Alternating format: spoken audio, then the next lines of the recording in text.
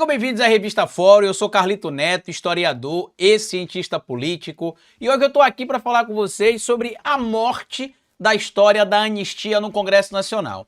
Eu tenho visto a discussão na internet ganhar bastante força, alegando que a anistia vai passar, que já teria votos suficientes, inclusive essa ideia encampada ali na extrema-direita, e lamentavelmente alguns veículos que em tese seriam mais progressistas ou que não teriam tanto apreço assim por tais temas ligados ao bolsonarismo, começaram a insuflar também a tese de que essa pauta é muito perigosa, que o STF vai colocar em prática assim, ou melhor, que o Congresso vai colocar em prática assim a aprovação do PL da anistia, que inclusive é relatada até por um deputado federal aqui do meu estado, o estado de Sergipe, o deputado federal oportunista, né, Rodrigo? Rodrigo Valadares, do União Brasil, que vai pro PL, que não vai pro PL, que já é o candidato do Bolsonaro em 2026 ao Senado aqui em Sergipe. Enfim, é muita história. E aí o que é que acontece? Muita gente está dizendo ali que o Bolsonaro já teria articulado, junto com o Sóstenes Cavalcante, o número de votos mínimos para se apoiar ali, se aprovar o PL da anistia, né, que seria ali o voto de pouco mais de 257, deputados federais, e que já estaria tudo resolvido. De antemão, a gente precisa lembrar dois fatores importantes aqui, porque parece que parte da mídia, até mesmo algumas mídias que em tese seriam mais progressistas, têm ignorado, né? Primeiro ponto, o presidente do Senado, Davi Alcolumbre, deixou claro, no dia que foi eleito o presidente do Senado, que a pauta sobre discussão de anistia não era uma pauta de interesse do brasileiro. Se não é uma pauta de interesse do brasileiro, logo ele não iria pautar. Inclusive ele até citou que neste momento os brasileiros estavam preocupados com outras situações, a questão do desemprego, da fome, da pobreza, enfim, da saúde e outras questões, tá? E no caso especificamente de um PL ou de uma PEC, né, que algumas pessoas também têm discutido a possibilidade de se aprovar uma PEC, a gente precisa entender alguns fatores, tá? Por exemplo, no caso de um PL, se você for aprovar o PL é aprovado na Câmara dos Deputados e precisa também ser aprovado no Senado Federal. No Senado Federal, não teria essa quantidade de votos para se aprovar, pelo menos é o que se discute nesse momento. Assim como na Câmara também dos Deputados, não se teria essa possibilidade de aprovação. Mesmo que fosse aprovado na Câmara e no Senado, o presidente Lula poderia vetar e até que os parlamentares derrubassem o veto, essa pauta estaria ainda mais desgastada na opinião pública. O que me chamou bastante atenção é que foi o seguinte: no dia 25 começou o julgamento do Bolsonaro, 25 agora de março, né, mês passado, já estamos no dia 1º de abril, conhecido também como o dia do Bolsonaro. Se teve ali, por exemplo, a discussão de que se o Bolsonaro seria tornado réu ou não, junto com outros indivíduos que fizeram parte do núcleo golpista comandado por ele ali, tá? E aí, naquele mesmo dia, as lideranças do PL, entre eles o Sóstenes Cavalcante, o deputado Chupeta, disseram que iriam bloquear as pautas, obstruir as pautas do Congresso para que o Hugo Mota tivesse ali que pautar a discussão sobre o PL da anistia. 2 dias depois, dia 27 de março, o Hugo Mota, ao ser perguntado por pessoas próximas ali se iria pautar ou não o PL da anistia, disse que a chance de pautar e de o PL da anistia passar, pautar e passar, ou só passar, era 0.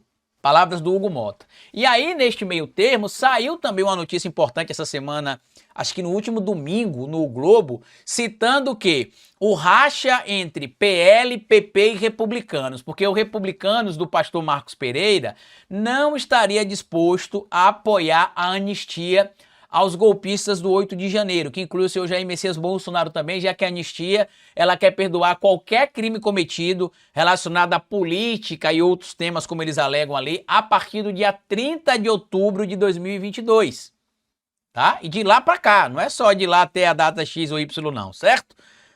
E aí o Hugo Mota, como é presidente da Câmara dos Deputados, é ligado aos republicanos, ele vai atender os interesses do pastor Marcos Pereira, que é o presidente do seu partido. E aqui entra outros meandros para a gente poder entender também. Outro fator, os republicanos têm espaço no governo do presidente Lula, ocupa ministério no governo e, inclusive, recentemente, o ministro da pasta deixou claro que em 2026 o republicano estará com o presidente Lula.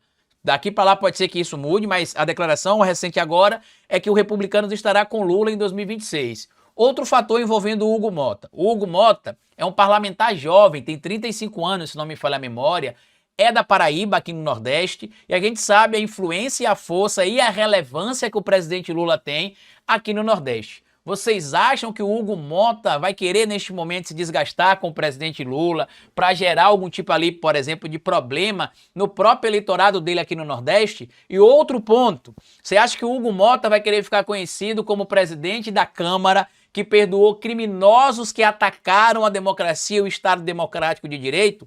Para mim está meio claro que não, né? Porém, está tendo algumas articulações, evidentemente, para tentar, de alguma maneira, fazer com que essa questão da anistia seja pautada. E para mim ficou claro, se você aí, bolsonarista ainda, achava que o Bolsonaro e que o Congresso estavam preocupados com a família do Clezão, que está preocupado com a Débora do Batom, que não é só a Débora do Batom, né? A Débora golpista, acho que seria o termo mais interessante, segundo a denúncia feita pela Procuradoria-Geral da República, imaginando que a anistia era para perdoar os bagrinhos. Não, a anistia é para livrar o Bolsonaro. Tanto que se teve esse desespero todo para que se discutisse a anistia já na semana em que o Bolsonaro poderia ser tornado réu. E para deixar essa situação ainda mais complicada para o Bolsonaro, quando perguntado sobre a possibilidade de passar anistia ou algo desse tipo, deixa eu só trazer para vocês aqui o que diz a Constituição Federal, se não me falha a memória, no artigo 5º, inciso, acho que é 58. Deixa eu ver se é isso mesmo aqui, quer ver? Para não trazer para vocês informação errada. Deixa eu ver se é 58. Eu não lembro exatamente qual que é o inciso, mas que se fala que não se poderá conceder, por exemplo, anistia ou graça ou perdão, né, como alguns queiram chamar, para este tipo de situação envolvendo o que o bolsonarismo fez, tá? Não se terá a aplicação da anistia, da graça, do perdão para casos como estes que foram cometidos ali contra o Estado Democrático de Direito, contra a instituição democrática, as instituições democráticas brasileiras também. Então não faz nenhum tipo de sentido essa alegação. Sem falar que, como diz inclusive aqui, eu até separei para vocês aqui, ó, como diz inclusive aqui o advogado Marco Aurélio Carvalho, coordenador do Grupo Prerrogativas, não há qualquer possibilidade de anistia. A matéria está publicada aqui na Revista Fora, inclusive, no nosso portal, assinada aqui a matéria pelo Ivan Longo. E aqui eu vou trazer para vocês as palavras do professor, para que vocês possam entender. Tá aqui, ó. É muito importante, no dia 31 de março, em que se recorda os tristes episódios de 64 do golpe de Estado, que vitimou a população brasileira e de uma forma autoritária levou o país a retrocessos inimagináveis por 21 longos anos invernos, por 21 rigorosos verões, que a gente recorde tudo o que aconteceu para poder dizer nunca mais. Tem um valor simbólico enorme a gente recordar essa data na Pontífice Universidade Católica de São Paulo, a PUC, que foi palco das melhores e maiores resistências. Universidade que foi invadida em 1977 pelas tropas de Erasmo Dias, com a prisão de mais de 1.500 estudantes. Então foi muito importante a gente simbolicamente, no dia 31 de março, né, que hoje é o golpe de Estado foi formalizado no dia 1º de abril, né?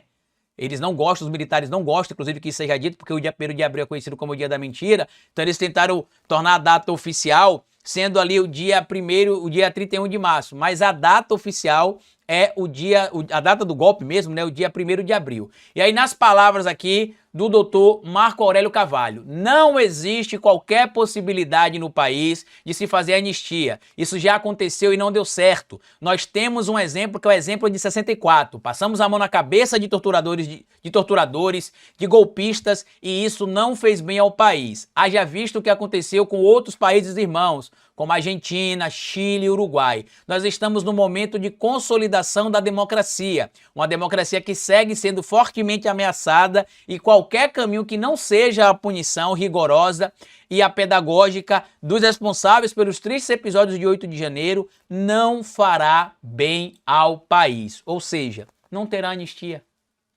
E o Hugo Mota, quando diz que a chance de anistia passar é zero, enterra a anistia. Então aquela fala do Bolsonaro em entrevista recente que ele deu para a Folha de São Paulo, dizendo que a condenação aos 70 anos é a morte dele, azar seu, Bolsonaro. É só isso que eu tenho para dizer. Não tenho empatia, não tenho pena. E se eu pudesse escolher que você apodrecesse na cadeia e de lá só saísse realmente depois de passar desse plano para o outro, não tenha dúvida que na mesma hora eu assinaria qualquer papel, qualquer documento para que você fosse preso e punido enquanto durasse a sua triste e desgraçada vida. Compartilhe esse vídeo, se inscreva aqui no canal da Revista Fórum, deixa seu like, comenta aqui o que você acha de tudo isso. E se você puder colaborar aqui, se inscreva no canal também para que a gente possa estar trazendo conteúdos para vocês diariamente. No mais, até o nosso próximo encontro. Tchau!